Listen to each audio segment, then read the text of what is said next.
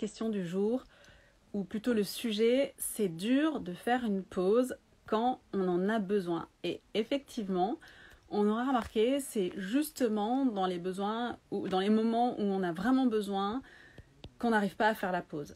C'est comme le soir avant de se coucher, c'est quand on est fatigué, qu'on n'arrive pas à aller au lit, qu'on n'arrive pas à aller se reposer. Et en fait, c'est complètement normal, c'est le mécanisme de notre cerveau, c'est son fonctionnement parce qu'en fait, il veut nous protéger et il se met en mode survie, donc il veut faire, enfin, ou que nous, on fasse plein de choses.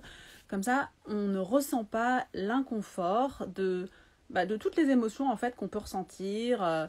On est tellement dans l'action qu'on n'est plus dans le ressenti de notre corps et dans le ressenti de nos émotions. Et en fait, pour lui, c'est une façon de nous protéger d'émotions qu'il juge inconfortables pour nous.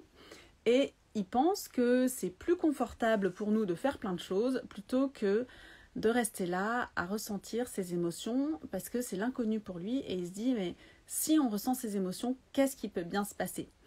Donc, quand est-ce qu'on ressent qu'on a besoin d'une pause ? En fait, on le pense. Et on le dit d'ailleurs, ouais, j'aurais vraiment besoin de me poser, j'ai besoin de me reposer, j'ai besoin de prendre du temps pour moi. Et à ce moment-là, en fait, c'est le signal pour se dire, bon, on fait vraiment une pause.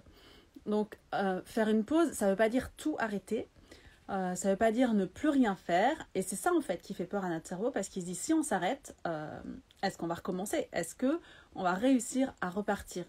Mais faire une pause, c'est plutôt changer de rythme, casser un petit peu le mouvement incessant pour faire autre chose, pour prendre un petit bol d'air et pour pouvoir repartir après en étant encore plus en forme.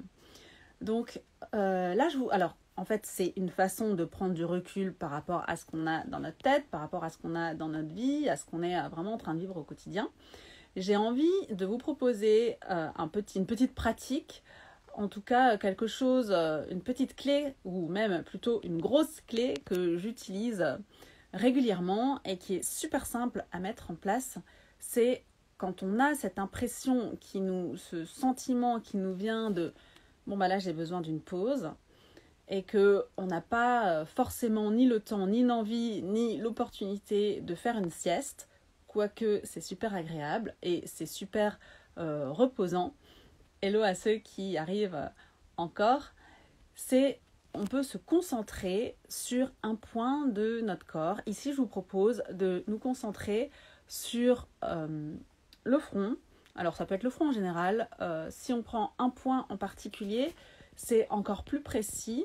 On peut le faire tout en étant en train de parler à quelqu'un, on n'est pas obligé de se mettre dans une position où on a les yeux fermés, de méditation entre guillemets, mais vraiment poser notre attention sur notre front et ressentir comme si on a la détente qui coule sur le long de notre visage. Donc ça va partir du front, dans les yeux, même à l'intérieur, derrière les yeux. Ensuite, on la sent venir vers nos oreilles, vers les pommettes, le nez.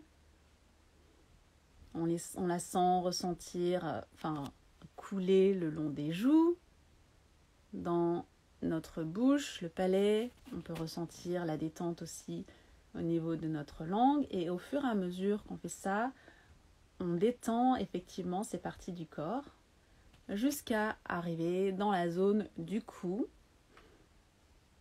Et pendant qu'on fait ça, peut-être qu'on va avoir des pensées qui arrivent et c'est complètement normal, c'est complètement ok. Si on a des pensées, on les laisse passer et on revient à nos sensations.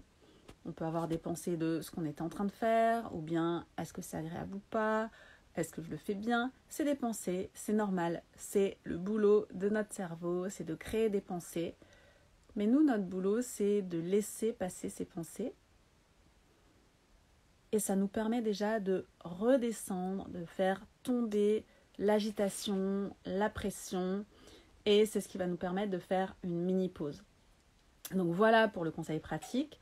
Si vous êtes dans un endroit à la maison ou au calme ou tout seul et que vous pouvez faire une micro-sieste, ça peut être super aussi de vous endormir avec les clés en main par exemple ou peu importe quoi dans la main et au moment où on va s'assoupir, ce qu'on a dans la main va tomber, ça nous réveille, c'est les siestes les plus réparatrices dans l'instant. Bien sûr, si on a un gros manque de sommeil, c'est pas ça qui va compenser le sommeil, mais c'est déjà super pour remettre de l'énergie dans notre corps et dans notre esprit et du coup d'être beaucoup plus en forme et mentale et physique.